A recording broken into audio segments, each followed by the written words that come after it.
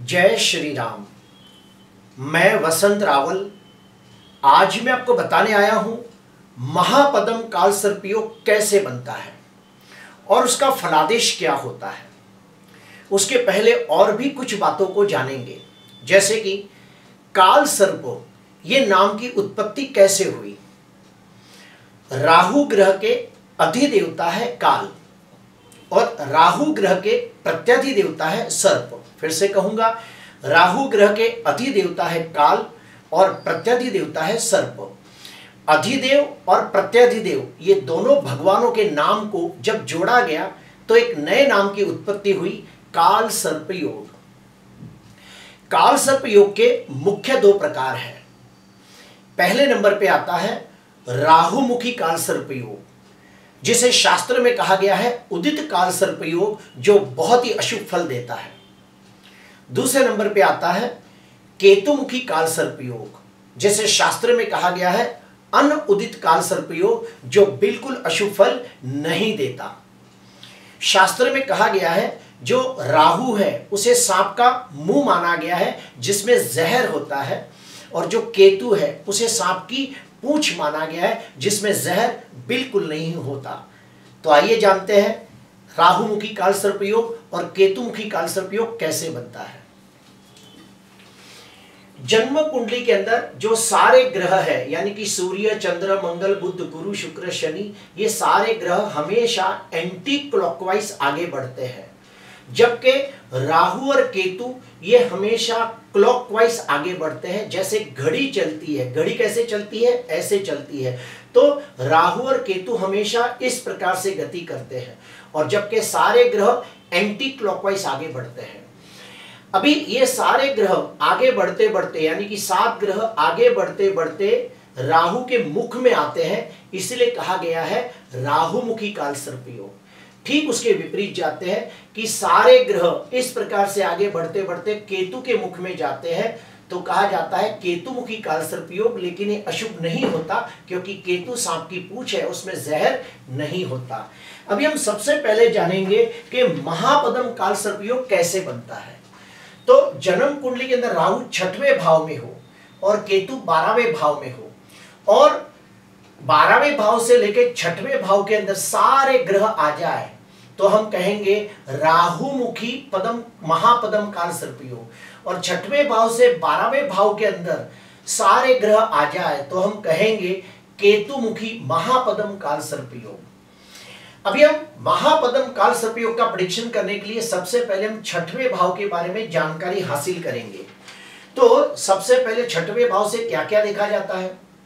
6वें भाव से देखा जाता है ऋण, रोग, शत्रु, कॉम्पिटिटर, नौकर, नौकरी, दुर्घटना, चोट, वाहन अकस्मात, कायदा, कानून, उसके बाद तंदुरुस्ती, स्वस्थता, हमारे मामा, हताशा, निराशा, दुख, बुखार, घाव, लग जाना, गिर जाना, चोट, ये सब 6वें भाव से देखा जाता है।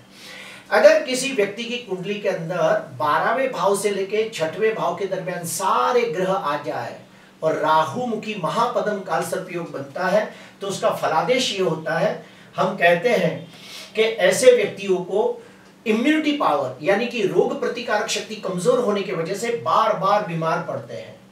ऐसे व्यक्तियों को आंतरिक शत्रु बहुत होते हैं, जो हमेशा उनकी निंदा करते हैं और उन्हें नुकसान पहुंचाने का हमेशा प्रयत्न करते रहते हैं। ऐसे व्यक्तियों को वाहन से गिरने की वजह से बार बार हाथ पांव के अंदर चोट लग जाती है। 6वां भाव नौकरी का भी है, तो ऐसे व्यक्ति बहुत मेहनत करने के बावजूद नौकरी के अंदर वो उन्नति, प्रगति, विकास नहीं कर पाते जिसके वो हकदार होते हैं। ऐसे व्यक्तियों को हमेशा नौकरों के द्वारा तकलीफ होती है, उनके वहां नौकर टिकते नहीं या फिर नौकर चोरी करके चले जाते हैं। ऐसे व्यक्तियों को हमेशा पेट की बीमारियां होने की संभावना ज्यादा होती है, यानी कि पेट के अंदर गैस ट्रबल, एसिडिटी, कब्जियत, ये सब होता रहता है। और अगर किसी की कुंडली में 6वें भाव से लेकर 12वें भाव के अंदर सारे ग्रह हो तो बिल्कुल अशुभ फल नहीं देंगे, बल्कि ऐसे व्यक्ति धनवान, यशवान, कीर्तिवान भी बनते हैं। अभी हम लोग दूसरे स्टेप में जाएंगे। अगर राहु कुंडली के पहले भाव में हो तो अनंत काल सर्प योग बनता है, राहु दूसरे भाव में कुलिक काल सर्प योग बनाता है, राहु तीसरे भाव में हो तो वासुकी काल सर्प योग बनाता है, राहु चौथे भाव में हो तो शंखपाल काल सर्प योग बनाता है, पंचम भाव के अंदर हो तो पदम काल सर्प योग बनाता है, राहु छठवें भाव में हो तो महापदम काल सर्प योग बनाता है, सातवें भाव में तक्षक काल सर्प योग बनाता है, अष्टम भाव में कर्कोटक काल सर्प योग बनाता है, राहु नवम भाव में शंखनाद, दसम भाव में घातक, 11वें भाव में विषधर और 12वें भाव में शेषनाग काल सर्प योग बनाता है। अभी हम लोग आएंगे सबसे इंपॉर्टेंट पॉइंट पे कि कुंडली के अंदर वो कौन से 5 सूत्र होते हैं। अगर ये 5 सूत्र आ जाए तो काल सर्प योग भंग हो जाता है। तो उसमें पहला सूत्र हम लोग जानेंगे कि अगर किसी व्यक्ति की जन्म कुंडली के अंदर महापदम काल सर्प योग बनता हो और सारे ग्रह 12वें भाव से लेकर 6वें भाव के दरमियान आते हो और राहुमुखी काल सर्प योग बनता हो, और अगर उसकी कुंडली के अंदर कम से कम 1 ग्रह या 2 ग्रह या ज्यादा में ज्यादा 3 ग्रह उच्च राशि में बलवान हो जाए तो महापदम काल सर्प योग भंग हो जाता है और उसका बिल्कुल अशुभ फल नहीं मिलता। आपको समझाने के लिए मैंने कुंडली बनाई है ताकि आप मेरी बात को आसानी से समझ जाओ। आप देखिए यहाँ पे बुध उच्च का होकर भद्र योग नामक पंच महापुरुष राजयोग बनाता है। धन स्थान के अंदर शनि उच्च का होकर बैठा है, मंगल पंचम भाव के अंदर उच्च का होकर बैठा है। नियम ये कहता है कि अगर किसी व्यक्ति की कुंडली में काल सर्प योग बनता हो और अगर उसकी कुंडली के अंदर कम से कम 1 या 2 ग्रह उच्च राशि में बलवान होकर बैठे हो तो काल सर्प योग भंग हो जाता है। और ऐसे व्यक्ति अपनी मेहनत से, अपनी काबिलियत से, अपने दमखम पर शून्य में से सर्जन करने वाले लोग होते हैं, जीरो में से हीरो बनने वाले लोग होते हैं और अपने कार्य क्षेत्र के अंदर बहुत ही ऊंचाइयां प्राप्त करते हैं, नामना प्राप्त करते हैं, प्रसिद्धि प्राप्त करते हैं और धनवान, यशवान, कीर्तिवान बनते हैं। अभी हम आते हैं दूसरे नियम के ऊपर। अगर किसी व्यक्ति की कुंडली के अंदर काल सर्प योग बनता हो और अगर उसकी कुंडली के अंदर कम से कम 2 ग्रह, 3 ग्रह, 4 ग्रह स्वगृही राशि में बलवान हो जाए तो भी काल सर्प योग भंग हो जाता है। आपको समझाने के लिए मैंने कुंडली बनाई है ताकि आप मेरी बात समझ जाओ। आप देखिए यहाँ पे काल सर्प योग बन रहा है और सारे ग्रह इस हिस्से में आ चुके हैं, यानी कि राहुमुखी काल सर्प योग बन रहा है। उसके अंदर देखिए शुक्र स्वगृही होकर मालव योग नाम का पंच महापुरुष राजयोग बना रहा है। चौथे भाव के अंदर शनि स्वगृही होकर शश योग नाम का पंच महापुरुष राजयोग बना रहा है। धन स्थान में मंगल स्वगृही है। तीसरे भाव के अंदर गुरु स्वगृही है। तो नियम यह कहता है कि किसी व्यक्ति की कुंडली के अंदर काल सर्प योग बनता हो और उसकी कुंडली के अंदर कम से कम 2 ग्रह या 3 ग्रह स्वगृही राशि में बलवान होकर बैठे हो तो काल सर्प योग भंग हो जाता है। और ऐसे व्यक्ति जीरो में से हीरो बनने वाले लोग होते हैं, शून्य में से सर्जन करने वाले लोग होते हैं। 42 साल के बाद अपने अच्छे कर्मों की वजह से समाज के अंदर मान, सम्मान, पद, प्रतिष्ठा, यश, जश, कीर्ति प्राप्त करते हैं, प्रसिद्धि प्राप्त करते हैं। बड़े बड़े cricketer, politician, actor, director, producer, Millionaire, billionaire की कुंडली के अंदर भी काल सर्प योग होता है, लेकिन वो काल सर्प योग भंग होता है और ऐसे व्यक्ति एक नामचीन व्यक्ति बनते हैं, प्रसिद्ध व्यक्ति बनते हैं। अभी हम आते हैं तीसरे नियम के तहत। आइए तीसरे नियम को जानते हैं। अगर किसी व्यक्ति की कुंडली के अंदर राहु 6वें भाव में और केतु 12वें भाव में हो और सारे ग्रह इस तरफ आ जाए, यानी कि 12वें भाव से लेकर 6वें भाव के अंदर सारे ग्रह आ जाए तो यहाँ पे महापदम काल सर्प योग बन रहा है। अभी नियम क्या कहता है?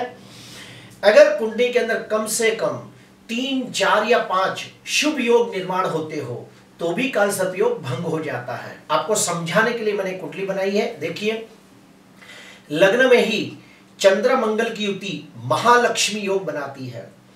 चौथे भाव के अंदर गुरु स्वगृही होकर हंस योग बना रहा है और चंद्र गुरु की युति गज केसरी योग बना रही है। सूर्य पंचम भाव में बुध के साथ बुध आदित्य योग बना रहा है।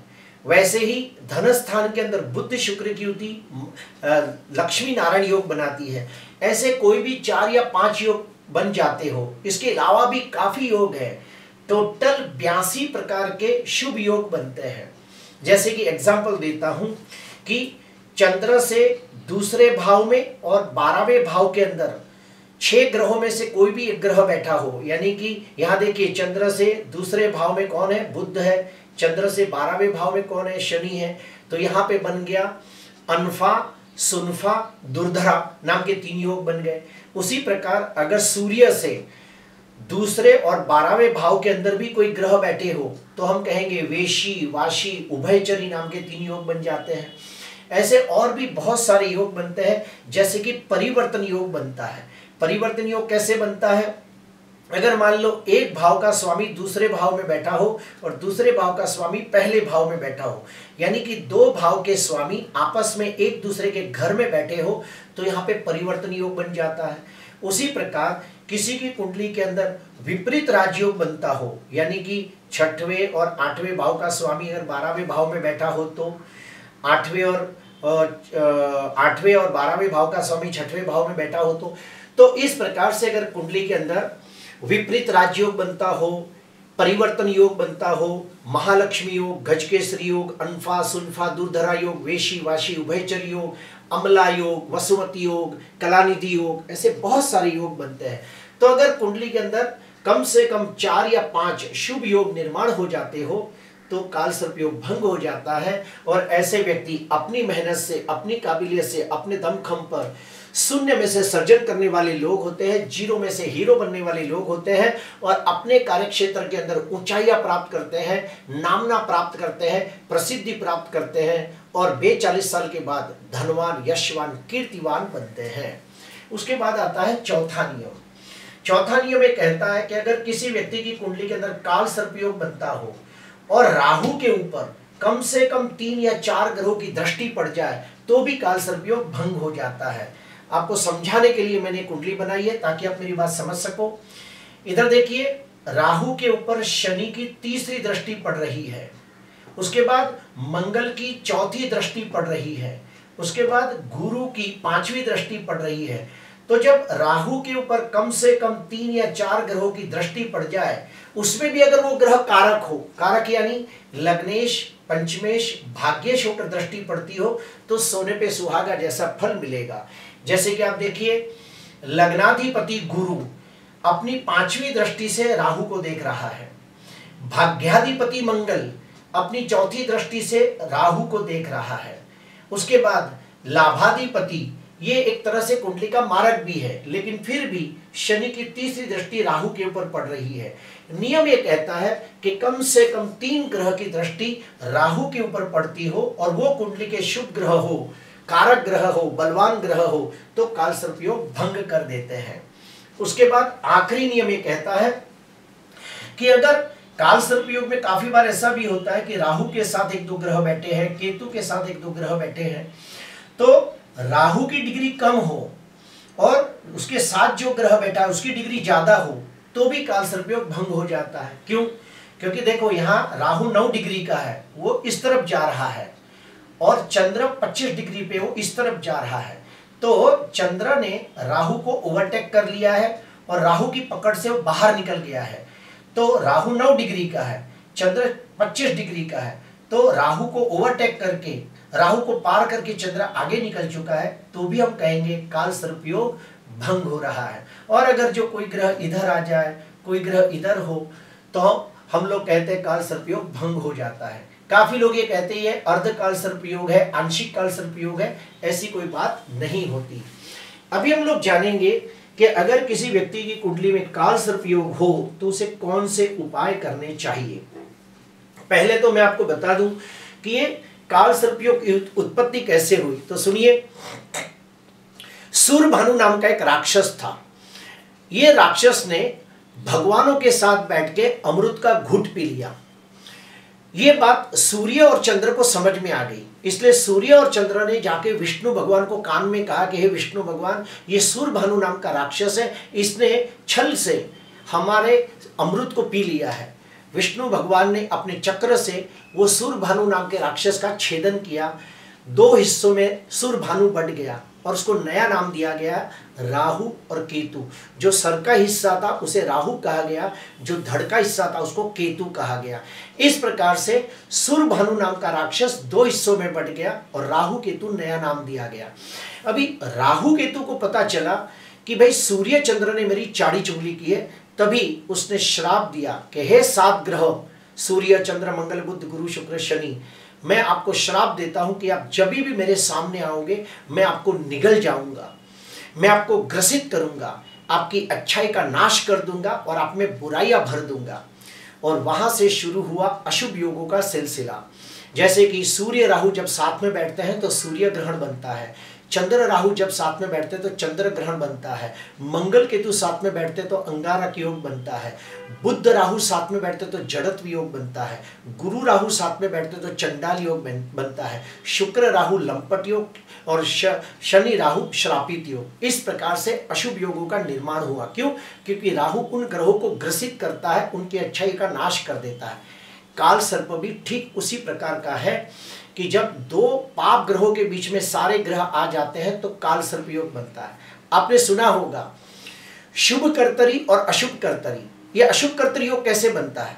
जब जन्म कुंडली का कोई भी भाव दो अशुभ ग्रहों के बीच में आ जाए, दो पाप ग्रहों के बीच में आ जाए तो हम क्या कहते हैं? पाप कर्तरी योग। जन्म कुंडली का कोई भी ग्रह दो पाप ग्रहों के बीच में आ जाए तो हम क्या कहते हैं? यह ग्रह पाप कर्तरी योग में पीड़ित हो गया। उसी प्रकार का है काल सर्प योग। राहु और केतु दो राक्षस है, दो पाप ग्रह है, दो छाया ग्रह है, उसके बीच में जब सारे ग्रह आ जाते हैं तो काल सर्प योग बनता है। उसमें भी सारे ग्रह जब राहु के मुख में जाते हो तो उसे बहुत ही खतरनाक कहा गया है और वो बहुत ही अशुभ फल देता है।